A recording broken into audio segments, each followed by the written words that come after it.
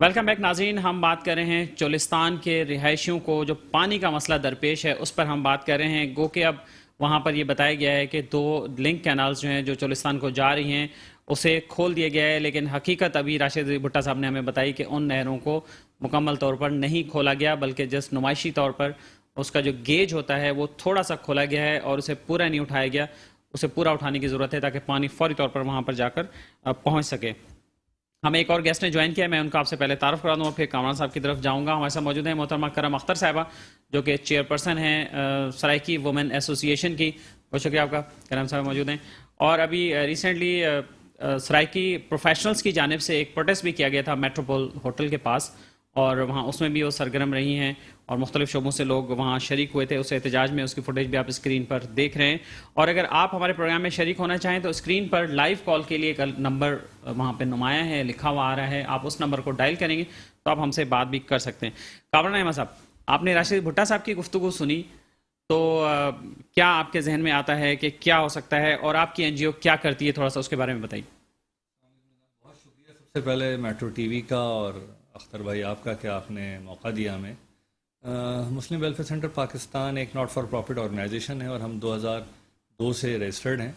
تو گویا for the last 2 decades ہم واٹر ایکسپلوریشن پہ ویگورسلی کام کر رہے ہیں. تھر میں we are among top 5 organizations کی جنہوں نے سب سے زیادہ ویلز اور ہینڈ پمپس وہاں انسٹال کیے ہیں.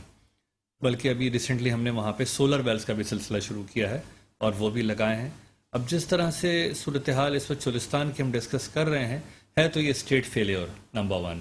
نمبر 2 یہ کہ جس طرح سے راشد علی بھٹا صاحب نے بتایا ہے تو اس سے تو یہ لگتا ہے کہ یہ پولیٹیکل ایشو زیادہ ہے.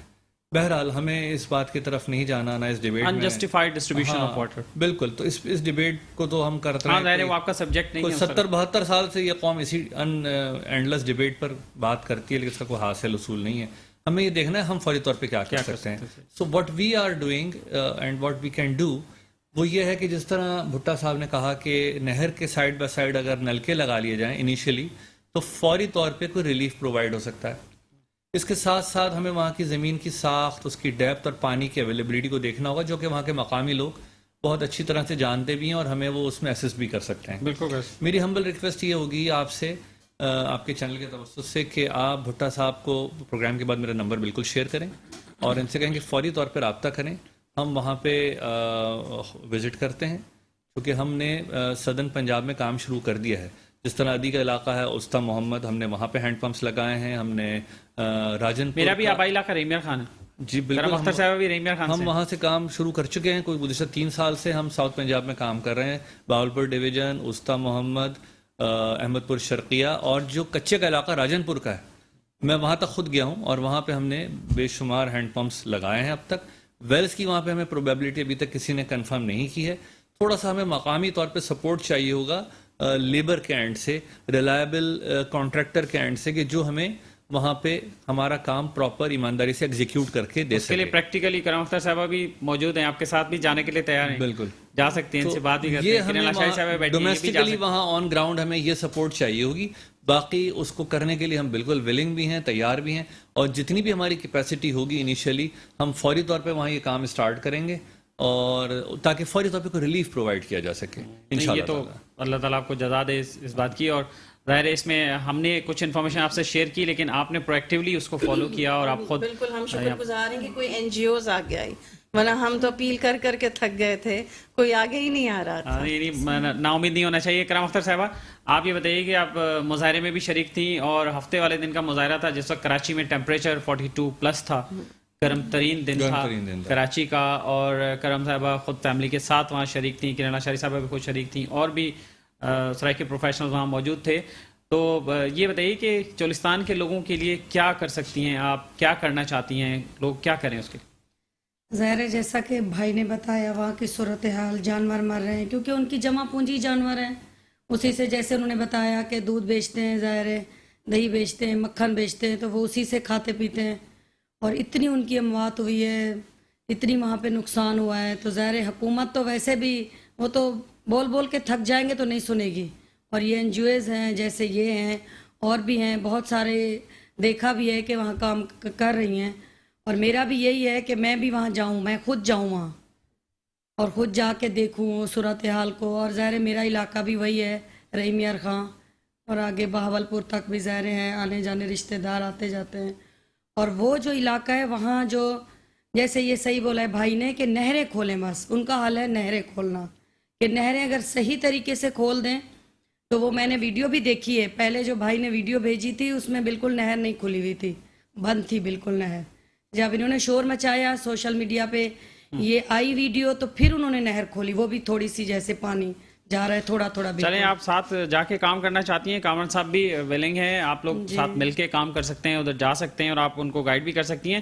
آپ سے دوبارہ بات کرتا ہوں. ٹیلی فون لائن پہ ہمیں جوائن کیا ہے سیلانی ویلفیئر ٹرسٹ کے سی او جناب محمد غزال صاحب نے, ہم ان سے بات کرتے ہیں. السلام علیکم غزال صاحب. وعلیکم السلام اختر صاحب, بہت شکریہ آپ کا لینے کا. جی غزال بھائی بتائیے گا, چولستان کی صورتحال آپ دیکھ رہے ہیں, آپ کے سامنے ہے, وہاں پہ جس طرح سے لوگوں کو مدد کی ضرورت ہے, تو ماشاءاللہ Saylani welfare trust international trust ہے, انٹرنیشنل ایکٹیویٹیز آپ لوگ کرتے ہیں, تو کیا چولستان بھی آپ لوگوں کی نظر میں ہے یا آپ بھول گئے اسے؟